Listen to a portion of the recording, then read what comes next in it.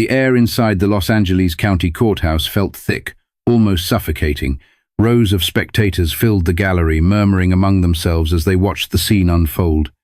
The defendant's table looked too big for the young man standing beside it, hands in his pockets, chin lifted just enough to show he wasn't afraid.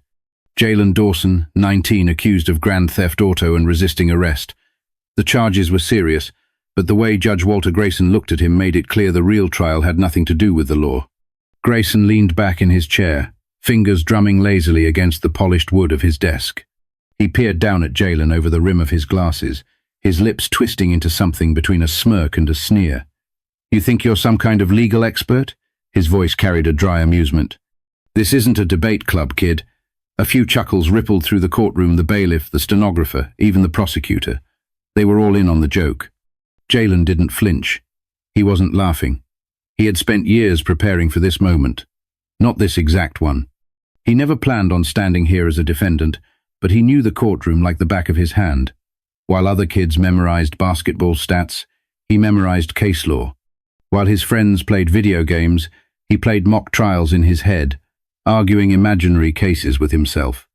His mother, Denise Dawson, had worked as a paralegal for over 20 years, and Jalen had grown up listening to the stories she brought home: how prosecutors cut corners, how judges played favorites, how some defense attorneys barely tried. He absorbed everything. By the time he was 14, he could break down a trial better than most law students.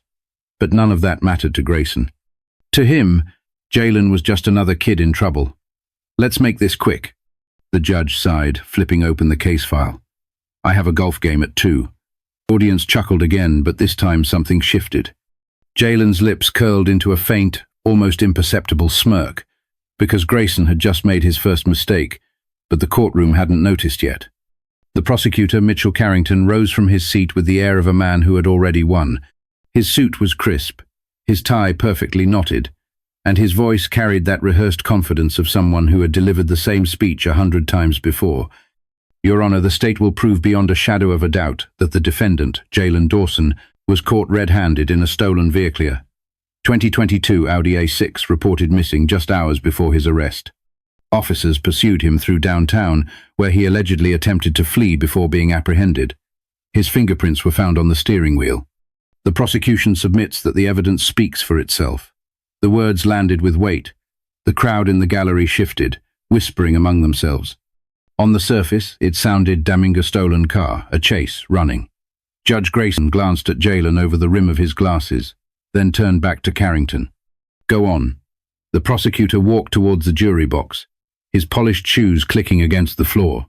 "The defense may try to convince you that this was all a misunderstanding, that Mr. Dawson is some unfortunate victim of circumstance." He turned, locking eyes with Jalen for the first time. "But let's be honest, what kind of victim runs from the police?" The tension in the room thickened. Judge Grayson leaned forward, resting his chin on his hand. Jalen didn't blink. Carrington continued, flipping through a stack of papers.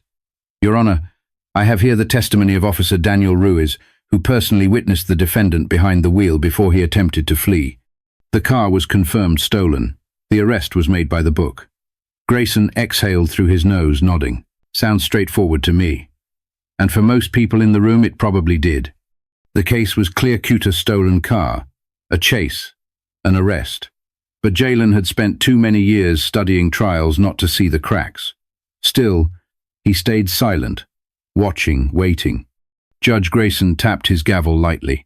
"All right, let's hear the defense's response."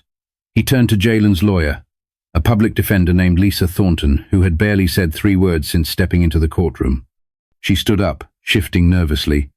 "Your Honor, my client..." Jalen placed a hand on her arm, a silent request. She hesitated, then sat back down, and for the first time Jalen spoke. "I'll be representing myself, Your Honor." The room went completely silent. Grayson stared at him, clearly amused. "You'll what?" Jalen's voice was calm, steady. "I'll be defending myself." A murmur spread through the courtroom. The bailiff's eyebrows shot up. Carrington's smirk faltered for just a second before he let out a sharp laugh. This should be interesting. But no one was laughing when Jalen took his first step forward, because everything was about to change. The weight of the courtroom settled around Jalen as he adjusted his stance. His hands still in his pockets, He let the silence stretch just a little longer, enough to make them uncomfortable. Then finally he spoke. "Your Honor, before I begin, I'd like to confirm something with the prosecution." Carrington raised an eyebrow, crossing his arms. "Go ahead." Jalen took a slow step forward. "You said Officer Daniel Ruiz personally saw me behind the wheel before I was arrested, correct?" Carrington exhaled sharply, already bored. "That's right. And that testimony is written in his report, of course it is." Jalen nodded, then turned to Judge Grayson. "Your Honor, I move to dismiss that testimony as evidence." Grayson squinted at him. "On what grounds?" Jalen pulled his hands from his pockets for the first time and gestured toward the prosecution's table. "Because Officer Ruiz never saw me in that car. In fact, he wasn't even on duty when the chase began." A flicker of confusion crossed Carrington's face. "What are you talking about?" Jalen took another step forward.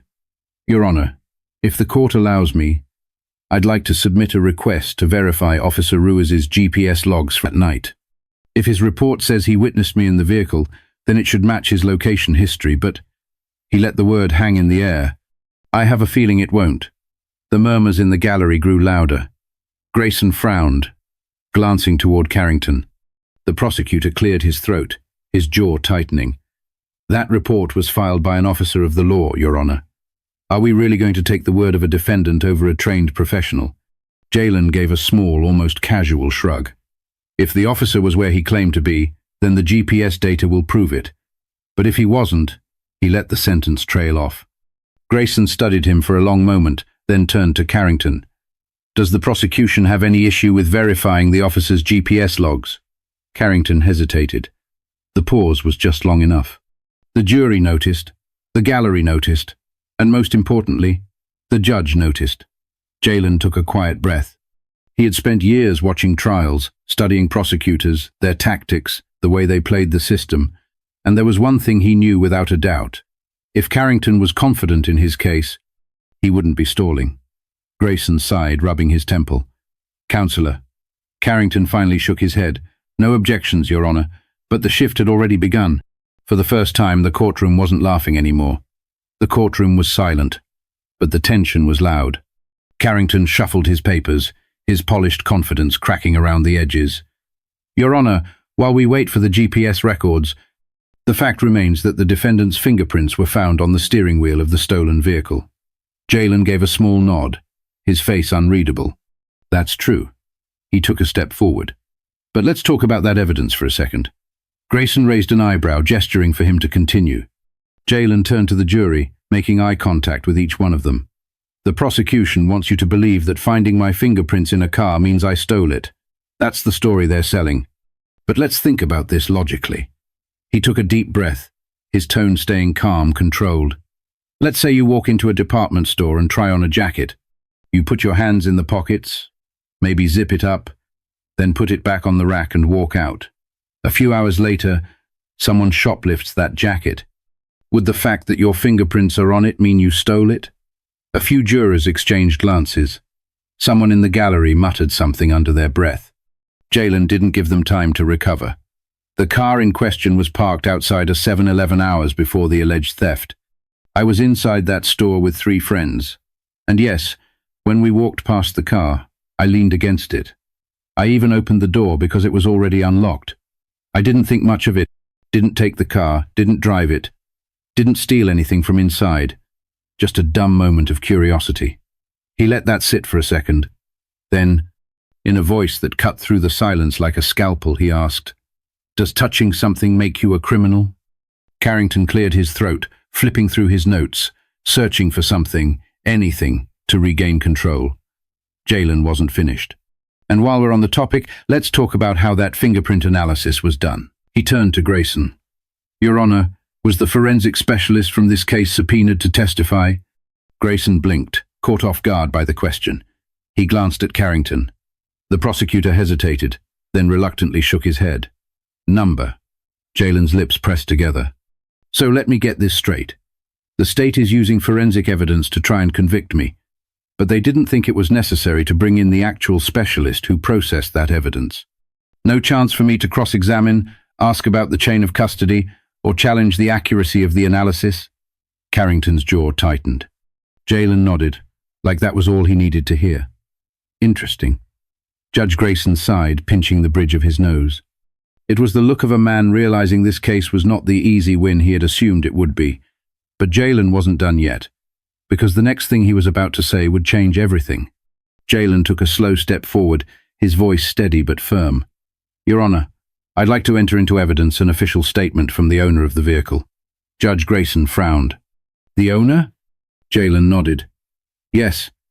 Mr. Raymond Whitaker, the registered owner of the stolen Audi, provided a statement to the police that for some reason was never submitted in the prosecution's filings, and I think I know why.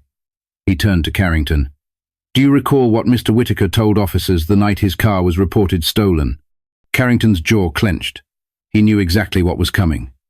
Jalen didn't wait for him to answer. Instead, he pulled out a printed transcript from his file and read aloud. I left my car running when I ran inside the gas station. Some kid must have jumped in and taken off, but it wasn't the guy you arrested.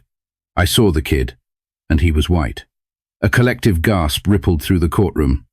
Jalen held the paper up. That's from the original police report, the same report the prosecution conveniently never mentioned. He turned back to Judge Grayson. The arresting officer admitted this from his testimony. The prosecution ignored it, and yet they want this jury to believe that I, someone who doesn't even match the description of the real thief, was guilty beyond a reasonable doubt. Carrington stepped forward, scrambling. Your Honor, this is irrelevant. The defendant was caught in possession of the vehicle. But Jalen shook his head. No, I wasn't. His voice didn't rise, but it cut through the courtroom with sharp precision. I was arrested blocks away from where the vehicle was abandoned, walking home after getting snacks with my friends. I wasn't in the car. I wasn't near the car. I wasn't running from anything. The only thing tying me to this case is bad police work and assumptions. Judge Grayson let out a slow breath, rubbing his temple. The case was unraveling fast, and everyone knew it. Jalen turned back to the jury. The real suspect got away that night. The officers found a black kid in the same general area and decided that was close enough. That's what this case is really about. Silence. Grayson cleared his throat and adjusted his glasses. Does the prosecution have anything further? Carrington was stiff, his face flushed. No, Your Honor. Judge Grayson exhaled. He looked at Jalen for a long time, then glanced at the jury. Finally, he leaned forward and spoke the words that would stay with everyone in that room. Case dismissed. A beat of stunned silence, then chaos. Half the courtroom erupted, some in disbelief, some in quiet relief. The gallery stirred, reporters scribbling in their notebooks. Jalen didn't move right away. He let the moment settle, let the reality sink in for everyone. Judge Grayson, still gripping his gavel, looked at Jalen with an unreadable expression. There was something in his eyes that hadn't been there before: recognition, maybe even regret. Jalen met his gaze, then turned to leave, but just as he reached the door, the judge spoke again. Mr. Dawson. Jalen stopped but didn't turn. Grayson hesitated, then finally said, You should consider law school. Jalen smirked. He didn't need to consider it. He was already on his way. Outside the courthouse, the air was thick with voices. Reporters swarmed the steps, their cameras flashing, microphones thrust forward like weapons. Jalen, did you know the judge would dismiss the case? What are you going to do next? How does it feel to outmaneuver a seasoned prosecutor? Jalen pulled his hoodie over his head, ignoring the questions. He wasn't interested in the spectacle. This wasn't about proving how smart he was. It was about something bigger. His mother, Denise, was waiting for him at the bottom of the steps. Her arms were crossed, her face unreadable. For a long moment, she just looked at him. Then finally, she shook her head and let out a breath. Boy, you scared me half to death.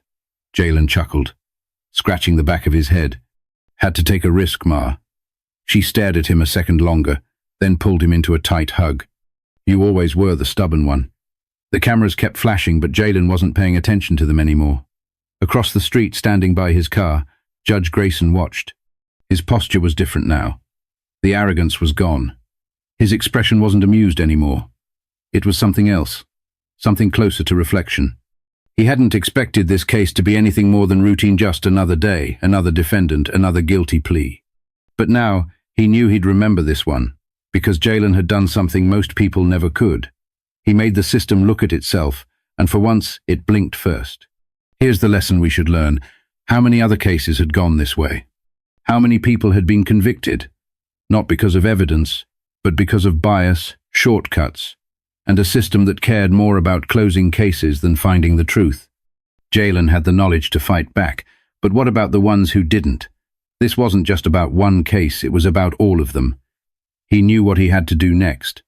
This courtroom wouldn't be the last one he stood in, but next time, he wouldn't be the defendant, he'd be the attorney. And when that day came, he wouldn't be the only one. If this story made you think, even for a second, then share it. The justice system is built on laws, but it's run by people, and people can change, but only if we make them. Hit that like button, subscribe for more stories that matter, and let's keep the conversation going, because next time, it might not be Jalen. It might be someone you know.